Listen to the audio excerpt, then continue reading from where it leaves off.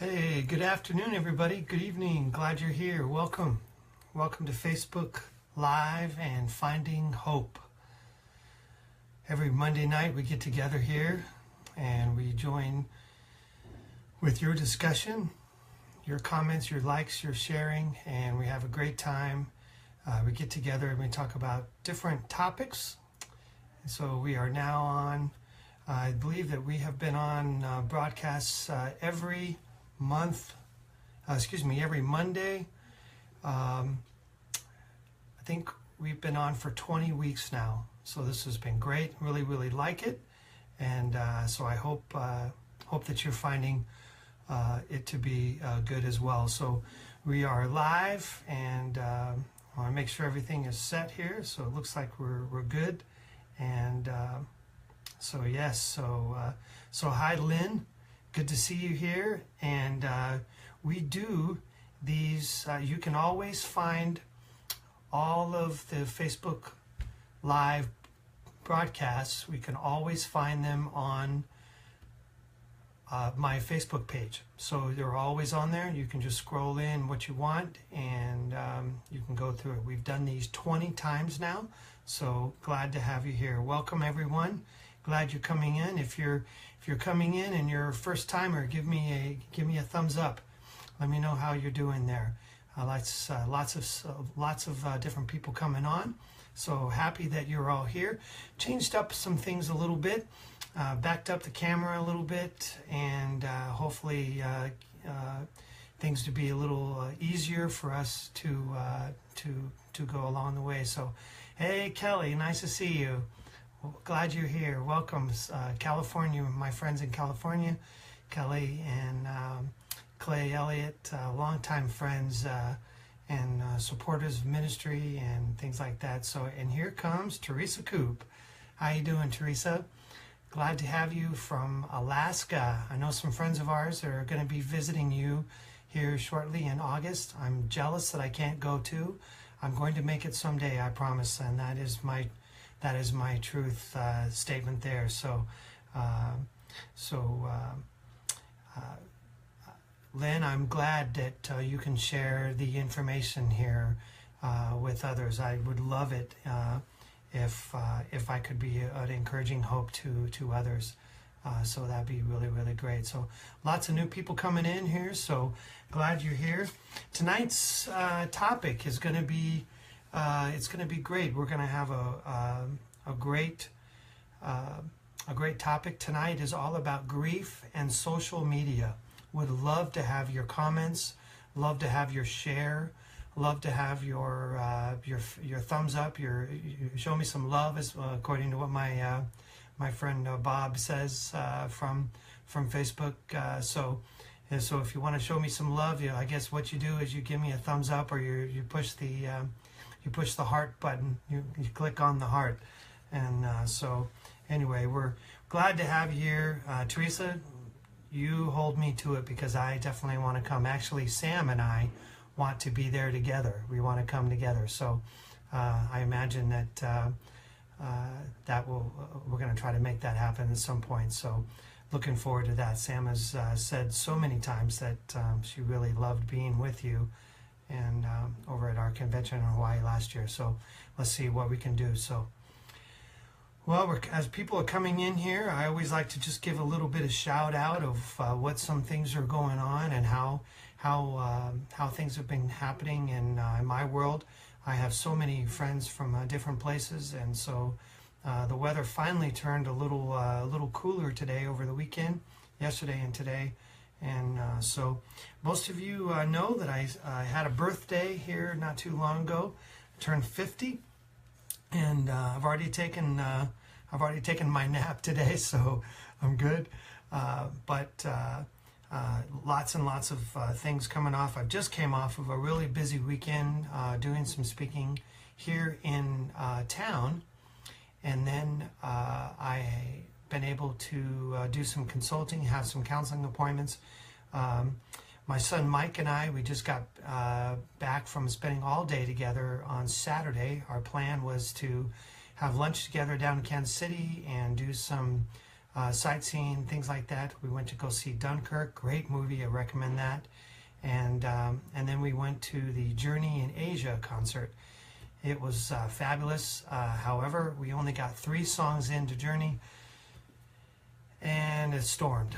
So they postponed the show. Hopefully we'll get some tickets for a later scheduled show. I'm really hoping that that will happen. So I've seen Journey 4 times. They are a great show. They're just as dynamic as they were before in the early days, and so they still put on a really, really great show. So looking forward to when that could put together. So most of you saw my post about the on social media regarding my children's book, and so my other author friend Andrea and I and our illustrator Matt, we have turned in everything that we need to turn in, and so now we're just waiting for the first round of edits, first round of the things happening there. So hopefully glad to have some answers here shortly. So we're headed into a very busy month. August is going to be extremely busy. Everything from counseling, from some consulting. Also have several different things happening regarding some trips. So we'll talk about that in just a second. We have some schools that I get to be speaking in some schools this August, so I'm really excited about that. I'm going to be addressing all of our new teachers in a new teachers symposium. I get to be the keynote for that, so I'm very excited about that. Can't wait to be there for that. It's going to be great. Most of you know that my wife is joined in on the ranks of teaching now, and so she's going to be first year teaching as a special ed teacher at our school, at our elementary school, the ones that we've been working with since we came here in 2003. So we're totally excited about that. And so there's all kinds of things happening there. And then I will get to go to the school, the middle school, where my kids have gone to school, Spring Garden Middle School. I will be there doing a teacher in service as well. Later on in the month. Then I'll be headed up to Oregon to take care of some family business and have some meetings hopefully there. If you're in the Oregon area, or if you're either in Portland or Salem or Eugene, those 3 cities, I'd be interested in talking with you about the possibility of connecting with coffee or something like that for an event there in your city. I'll be there August 14th through the 20th, I believe. August 14th through the 20th. So we'll be there taking care of some family business, and I have some time to do some meetings there if anyone is interested. So let me know about that. But I'll be staying right there in Salem. So very grateful for my cousin and her husband in connecting, allowed me to stay at their place. She's a dynamite cook, and so what's not to love about that, right? So because you know that I'm a foodie, so good deal. And then right after that, I come home. We're going to have the eclipse here. This is St. Joseph is a big location for the eclipse. We have a total eclipse location site here in St. Joseph. You can check it out on our chamber site, stjosephchamber.com, and you can check that out. But we are hosting one of the best spots in the country. Experts say that we're going to be having anywhere between 50 and 100,000 extra people coming into St. Joe, which is like maddening, right? So I think hotels are already booked, restaurants and things like that are already taking reservations. There's probably a lot of stores are already going to be closed and things like that. So we're really excited about that. We have a huge festival going on that week too. It's called Trails West. So you can check that out too. Go to our website. And if any chamber members are listening and watching on here, why don't you post in the comments the website there? I believe it's St. Joe Chamber of Commerce.com, stjoechamber.com. Area, St. Joe area. I'm not sure. Check it out. Email me. Put a comment in there what it is, and I'll get it to you. So good. You can also check on the St. Joe Chamber Facebook page and Twitter page as well. So right after the eclipse, I will jump on an airplane and come for Southern California. I'll be there till September 5th, which is crazy. All kinds of things happening. I'll be speaking in 2 churches. Possibility of some other things I can't talk about right now because they're not done deals yet, but could include the Orange County area as well as Costa Mesa area with some things there. And then I will also be at Life Pacific University doing some training there with their chaplains. Very, very excited about that. And then with 2 other churches, one in Granada Hills, which is close to San Dimas area, I believe. I'm not quite for sure about that. If you know, let me know. And then also in Victorville, high desert area of California. So looking forward to that. So tonight's topic is exciting, and I think it's a good place for us to talk about. It's most of the times when we think about social media, we just think of just marketing and branding, and we think about putting our pictures on and our latest posts on. And if you've watched my profile in the past, you've seen me post pictures of my food, pictures of my family, things that I'm doing.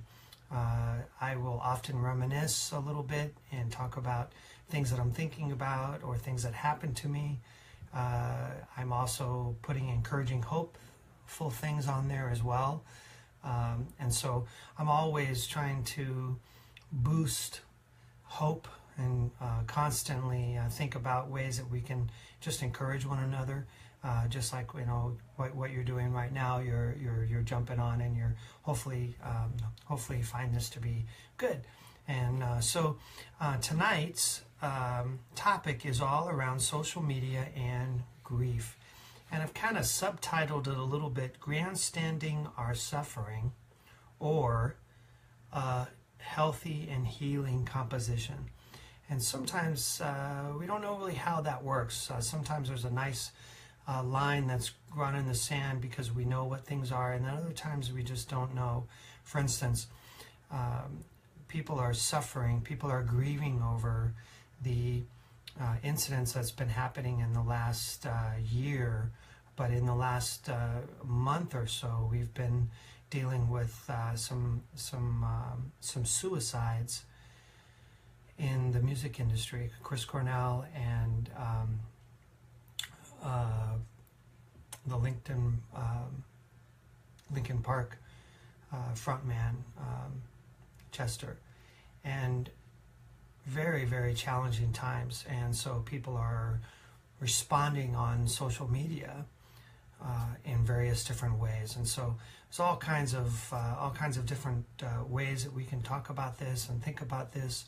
But I want to talk a little bit about what this is all about. I want us to have some maybe some guidelines. I'd like to kind of help with some ways that we can be effective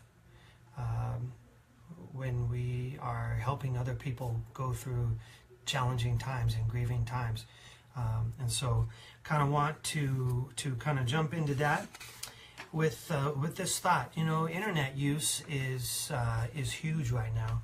Internet use is huge, and the fact that you're on here right now, you are going to be watching, you're going to be taking part of an estimated 266 million people are using the internet, which is mind-boggling, right? I got these stats from internetworldstats.com, but 8 out of 10 adults, 80%, go online on a regular basis. 57% did that in 2000. in the year 2000. 9% did that in 1995 when the internet was just kind of becoming active. The average internet user is on 13 hours per week in 2015. Now, I can't even believe that that is even the case, but now it's close to 13 hours a day, with 15 hours in 2016. So we are on the internet at all times. We're constantly streaming. We're constantly thinking about what's going on in other people's lives. We're constantly thinking about posting something, sharing a picture, griping, bickering, complaining, advancing a company, advancing a restaurant. If we really like something, we give it a thumbs up. If we don't, we give it a thumbs down, and we talk the crap out of it. So we do different things like that. So we spend a lot of time on the internet. I was looking over some other stuff. We do email, we text, we post family activities, we have apps for our physical activity. There's recreationals, hobbies, we watch television, we use social media. I have done my Bible studies sometimes online. Churches will post their services. They have their services online. People are posting their meditations online. They're posting ideas that they have. They're connecting onto another website and then sharing it onto Facebook or Twitter because of how good it was, like Pinterest or Instagram, or people are using Snapchat. And all those kinds of things. And you can take what you want about in social media. You can complain, you can advance it, but either way, it is happening. And I think that's why the subject matter is so important for us, because we see so many things happen in our life. We see so many challenges in our life, and we post about those challenges, or we feel empathetic towards someone else, and so we post about that.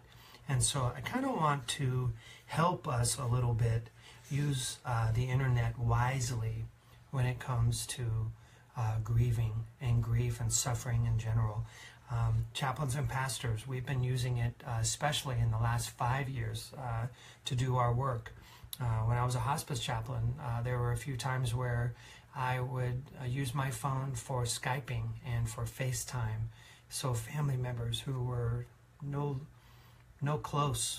nowhere able to attend and be able to talk, but the patient wanted to visit with someone, and so we tried to make that happen as long as we had a good signal.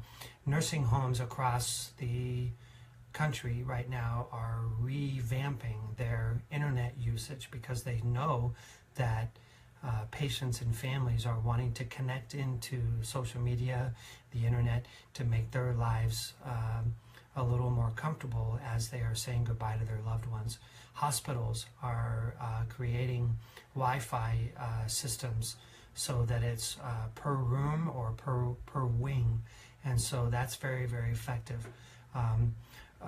Prison systems actually have an internet room or an internet capability that they can use during visitations. So if there's a hearing, or if there's a family member, if there's something going on, they have the ability to connect in with their loved ones if they have permission, and if they have, obviously been on good behavior and so forth. So many people are coming in. Glad to see you here. Let's just take a moment to say hi. Glad that you're here. Thank you for joining in. If you're here with us tonight for the first time, let me know, to tell me here for the first time. Show me some love, as my friend Bob says. Hit the heart, or give me a thumbs up. Just kind of let people know that you're here. I would love it if you would share this work as well. And so we have lots and lots of people coming in. On average, let's see, I think I remember seeing this on my Google Analytics. I believe it was somewhere close to an average number of about 400 to 500 views each week, and that's gone up, considerably in 20 sessions that I've had here. The first ones have been really long, and so I'm trying to keep these at 35, 45 minutes at the most. So anyway, so let's talk a little bit about grief online. Knowing that grief online is not just talking about when we have a death. It's not just happening when we are losing someone that we love, whether it be by suicide or natural causes or by an illness or a disease. But it's also when we lose a job, when we have a child moving away, going to school, when we have a military sibling or someone in the military being deployed. We have situations where we're moving. I know of a family that's lived in Northern California for many, many years, and they moved to Colorado.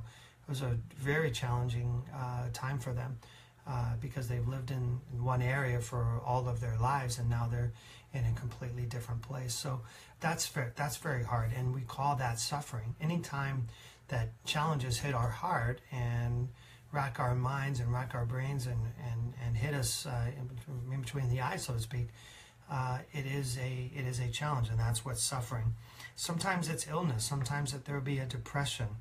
I found an article earlier written by a gal by the name of Claire Wilmont, and she wrote this for the Atlantic about 4 or 5 months ago. But she indicated, I'll read this: the way people mourn online has been the subject of much cultural comment recently, particularly in the wake of mass tragedies and high-profile celebrity deaths, such as we mentioned, Chris Cornell and Chester Bennington, but also from people like David Bowie, who is very, very prominent in the music scene and things like that, and also in Prince as well. Last year we saw a longtime original member of the Eagles pass away, and so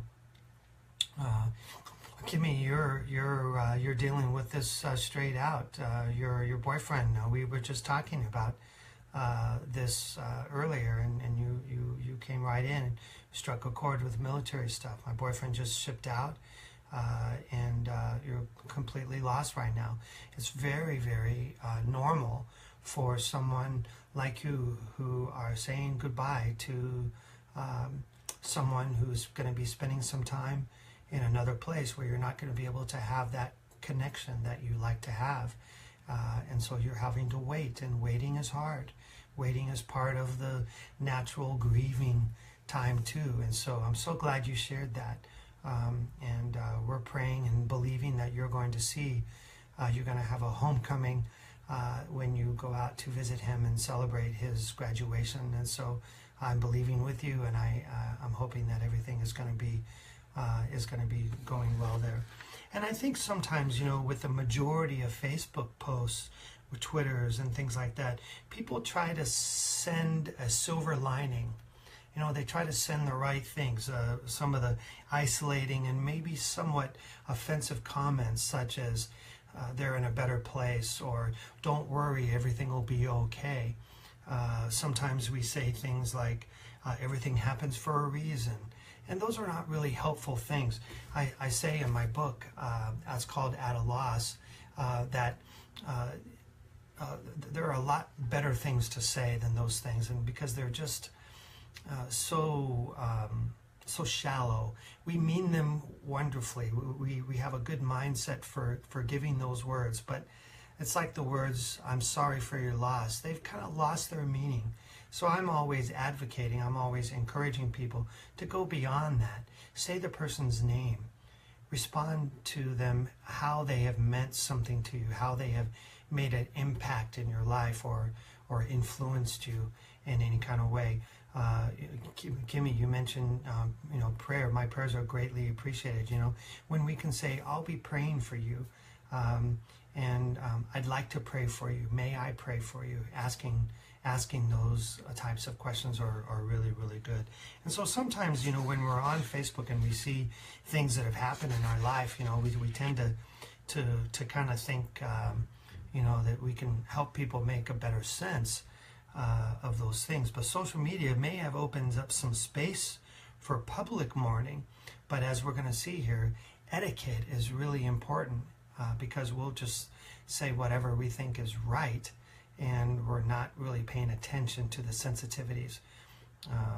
And we need to perhaps develop some etiquette, and that's what this whole thing. That's what my my whole broadcast tonight is helping us do. I know of a family that asked if they could remove some of the posts, and that what they did was they removed some of the posts that were maybe not so encouraging, but they thought that they were being encouraging, but it was very offensive to the family, and so they took those posts off. And the other parties got very angry, and they got very mad, and they took to social media again, and they just created this line of bullying and badgering and intimidating to the people that were already in grief and already in shock for their lives and for the family members that they were grieving and for the situation that they were grieving. And so we really do need to have some kind of message that doesn't cheapen the message that you're trying to put out. So the next time you see something happen in someone's lives, that you're hopefully going to be a little more mindful, or hopefully going to be a little more, you're going to be a little more encouraging. And so I thought about, kinds of things like that. And I think, sometimes we definitely have the people that are,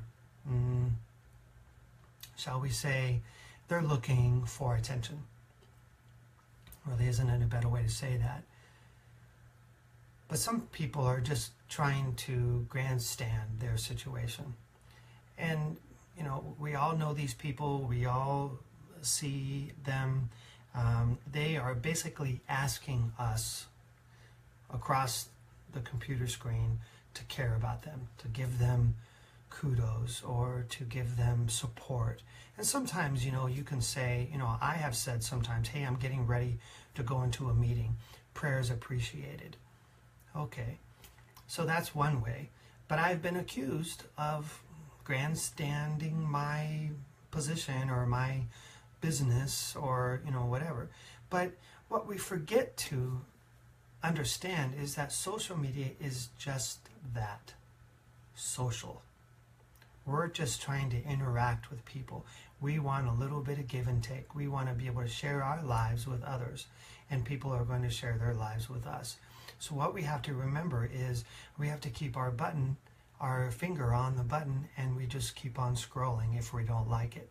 But unfortunately, we feel like we might have to stand behind something or fight for the right to, say this or that. And those are good, bad, and different things. We can kind of come up with that on your own. But we have to understand that these people's values are being portrayed, and whether you like them or not is one thing. Businesses deal with this all the time. They don't like the bad rap that they get for not having good customer service, so they take those off, and then people get mad because that's not real. So that's why TripAdvisory, and that's why Google, that's why some of the other apps that have good and bad comments on there, that's why they're trying to come up with some sort of regulating way that they could have both the good and the bad, and hopefully land in the middle. And so I think that's really, really important. So sometimes I think we will visually only catch the bad things that happen and then grandstand those things. Sometimes we create hype by making it worse. Situation, someone will post something and they'll feel just as passionate, so we'll slam our fist down for the same reason they are, and then what happens is we almost become bullying, we almost become belittling, we almost become again, we cheapen the values that we're standing behind. Again, social media is just that. It is social. And we need to understand how this works. And if it offends you, then we have to keep on scrolling. And you could send a personal message, or you could say, hey, I'm concerned about something that you wrote, and things like that. And those are all good ways. But instead of taking a public stab at people, we ought to be, thinking about that. I have done in the past. Someone who I know have very good ethics, and they stand behind good values and virtues and so forth. And that same person will put something on that is really borderline harsh and mean-spirited. And I will sometimes, I'll just send them a private message. Hey, I noticed that you had this, that you made this point. I found it to be a little different than the way I thought you might respond, and I was just wondering how you're doing. It seems like this is a pretty hard thing. And just a little simple reaching out to them and saying, hey, can I help you? Can I come alongside you? Can I support you in some way? And then later on we get through the conversation, and she might say, well, yeah, I probably should have not taken that stance. I probably should have not said that, or I probably should consider taking that down. And then my response is, hey, you do what you need to do. It did cause me to be alarmed, and it did cause me to reach out to you, and so I want you to know that I care about you. And so kind of go it that way. So really, what are some steps to etiquette? Let me just we'll finish up today's broadcast with what are some steps to etiquette for social media and grief. Can we make room for healthy, healing online grieving? And so the first thing that I would like to encourage us to do is wait. W-A-I-T. We wait. I can't express this enough, that in the middle of our heat, in the middle of our tension, in the middle of the challenge, what we do immediately is we just throw up our words. Maybe it would be a good idea for us just to wait. Just wait. Maybe we see something come along on our profile that makes us want to respond. Can I encourage you just to wait? Not just get out there and have that knee-jerk reaction, but be able to think about what you might want to say. Think about how it would reflect on you. Think about how it might feel to the others. Does that make sense? Think about how your words would hurt or help other people. I said this to a couple, to some chaplains in a training that I did not too long ago, that when we go on the internet, especially after a death or a really challenging, difficult situation, sometimes what we do is we share it, and we don't have permission to share. We don't have permission to share at all. And so we've taken the liberty to do what we want because of social media, and it's free, and we can do whatever we want. No one's kind of monitoring us unless we call it bad, and then Facebook will tell us that we've been reported, or things like that. But that doesn't happen very often. And so don't take it upon yourself to announce something. Don't take it upon yourself to do whatever you want. Wait. Just simply wait. Get some approval. Something that I always do is, if they've shared it, I will ask permission privately if I can share their obituary, or if I could share the family situation. Most people, say, that's fine, I've already put it up there, so it's no big deal.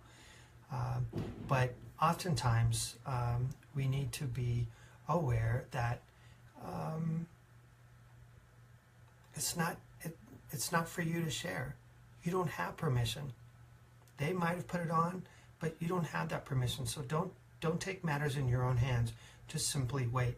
The second thing is listen. Listen.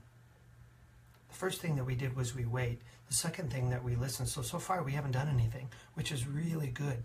I think if more of us would wait and listen to people, our relationships would be 100% better, 1,000% better if we would wait and listen instead of giving that knee-jerk reaction that I'm going to respond to you, I'm going to react to you, and I'm going to get in your face because you made me mad and you do all this kind of stuff, and it just doesn't help anything.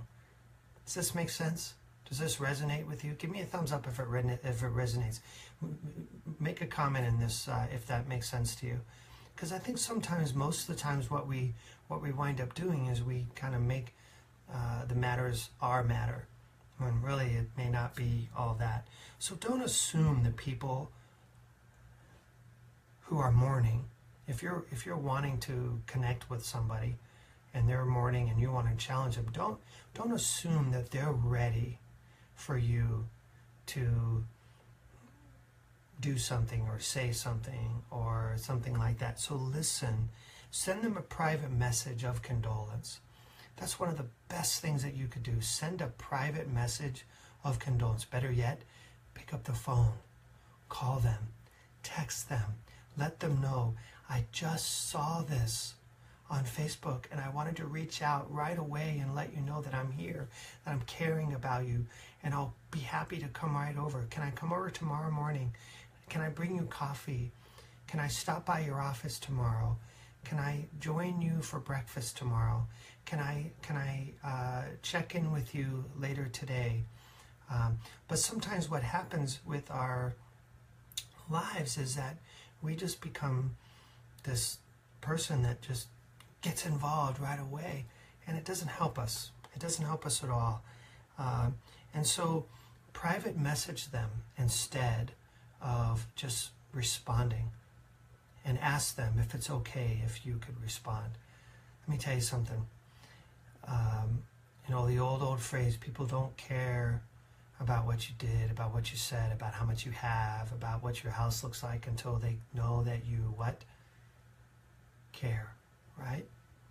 People want to know that you care. People want to know that you're there for them. People want your support, your advocacy. People want you to have a part of their lives. But just because it's on social media doesn't mean that you can do whatever you want. Doesn't mean that you can share. Doesn't mean that you can do whatever you want. Now, typically, when someone is sharing something, you're allowed to make a comment. But here's the heartstrings that I want to pull for you right now. If someone is sharing a deep pain that they're going through right now, losing a friend, dealing with a move or a change in their job or a difficulty that they're seeing, or maybe you've just seen the relationship status change, and it's not for the better. They're single again, and they're hard, or they're going through a difficult divorce, or they're going through any kind of pain. Wouldn't it be great if people flooded their telephone instead of their Facebook feed? Wouldn't it be great if people texted them and say, hey, I care about you, and I'm here for you. I'm for you. I'm not against you. I wanna come alongside you, and I've got coffee ready for you in the morning. It'll be at your desk, and you'll see it at your desk, and I just want you to know that that's just my way of saying that I love and care about you. I know of a realtor that spends her time and money monitoring people who are losing their childhood home because they have to sell it because their family members are passing away. They're getting older. They need assistance, or whatever. And here's the catch. A lot of people would say, oh, well, that realtor wants their business. They're just trying to get a stab into the meat, right? She would say that's not her case at all. She was actually sharing love and she's showing care. So she watches for those things.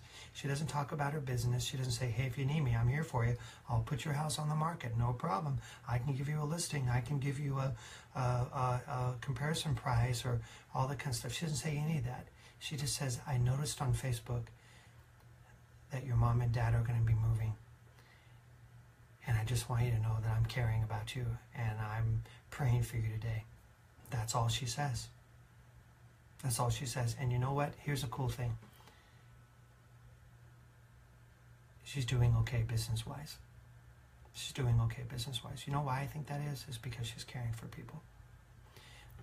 People in networking and business and marketing people, they're saying all the time, if you give away yourself in free content and free love, carefully a way to say that, but you're loving people, you don't have to talk about your business all the time because your business will grow because people know that you care.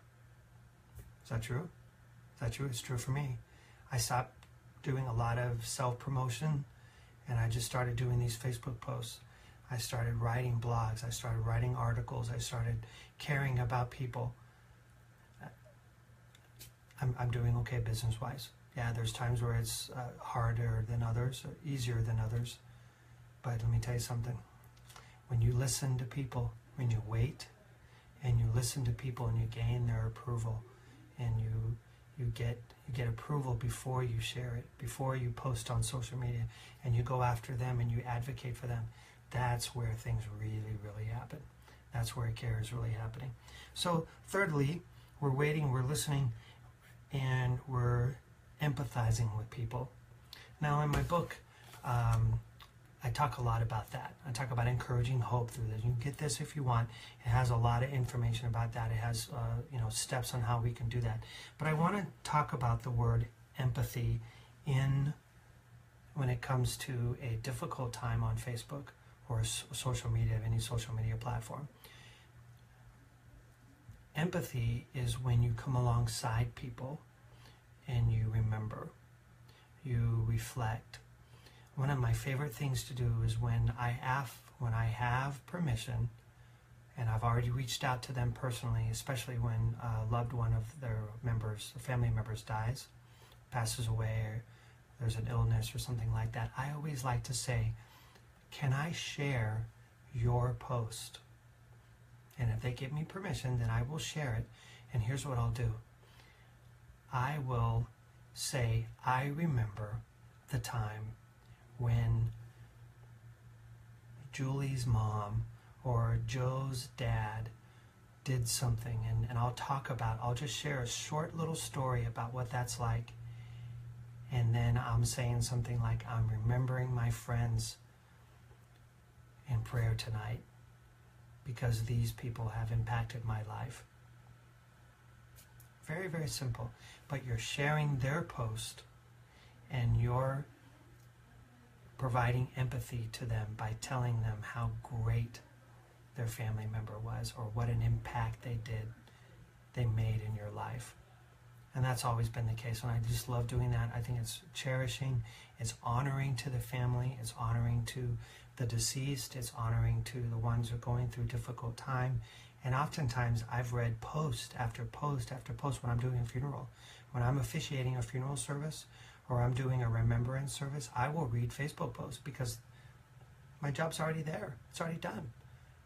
I almost don't have to provide a eulogy because I can read 10 to 12 different eulogies that are short little eulogies. So be thinking about that. Finally, we've waited, we listen, and we provide empathy. And then always think about encouraging hope. You'll see my little hope sign there. You see it above me? It's on top of my bookshelf because every time I have this post, every time I have my broadcast, I want to always provide. I want hope to always be up in front, and so I'm constantly thinking about encouraging hope. And sometimes, if we just maybe avoid some cliches, and we can just come alongside people and say, What can I do? Hey, I'm mowing my yard tonight. I'll come right over afterwards and I'll mow yours. I'm at the grocery store. Can I bring you your favorite coffee that you love to make in the mornings? I'm at Starbucks right now. I'm reading your post, and I'm coming right over with your favorite tea. I'm at Dunkin' Donuts this morning getting my kids donuts, but I'll be right over with your favorite donut. It shows love. It shows encouraging hope. And that's, when it comes to grief and social media, think about the fact, are you grandstanding something, or are you providing hope? Are you providing healing and support and advocacy, or are you bullying, or are you making matters worse? And you might say, well, hey, social media is free. I can do whatever I want. Well, yeah, you can. And your words will stay with you. Your actions will stay with you. I want to be a guy that's known for encouraging hope. I want to be a guy that doesn't grandstand my own life. I want to be a guy that grandstands others. I want to support others. I want to advocate for others. And I hope you do too. So tonight has been a great night with you. I'm glad you've been here. We've had all different kinds of people come on, up to about 25 people have been watching this live just tonight so far. People have kind of stopped in and out. Really, really happy about your participation with us. Thank you so much for your support and your encouraging words. Please share this. If this has been helpful to you, maybe someone needs to read this. Maybe you'd like to have someone watch this. It's easy to watch. You can catch parts of it. You can speed up. You can, it's not going to bother me at all. I'm not gonna be offended, and so, Shirley, you're welcome. You're absolutely welcome. Thank you for always supporting me, and you and Deb have been just great, and love you guys, and see you soon. If everything comes out okay, if everything turns out okay for the trip in August, we'll be seeing you soon. So, and I know my chamber friend Mary just came on. Mary, would you do me a favor and would you type in the website address for the chamber, because I was talking about the eclipse earlier, and so I'd love to if you would just type in the web address for the chamber and put it in the comments there. I'd love that. I talked up about our eclipse and about how great our chamber is. So thank you for that. So, hey, Mickey, good stuff, buddy. Hey, you're welcome. Glad to have you. Glad to have you joining in. I miss you.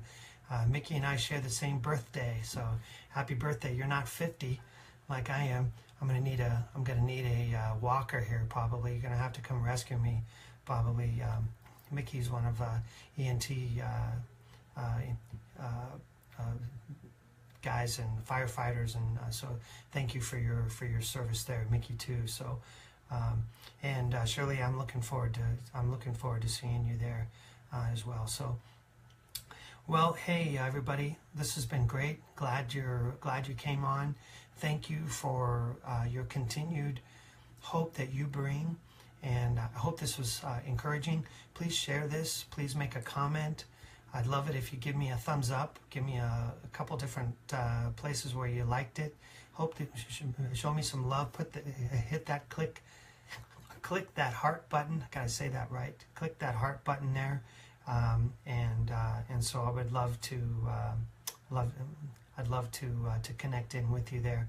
And like I said, if you're going to be in the Oregon area, if you are in the Oregon area or the Southern California area, I'll be in Portland, Salem, and Eugene area in the middle of August. If you're interested, just give me a comment on there and let me know what it is, and I'll respond.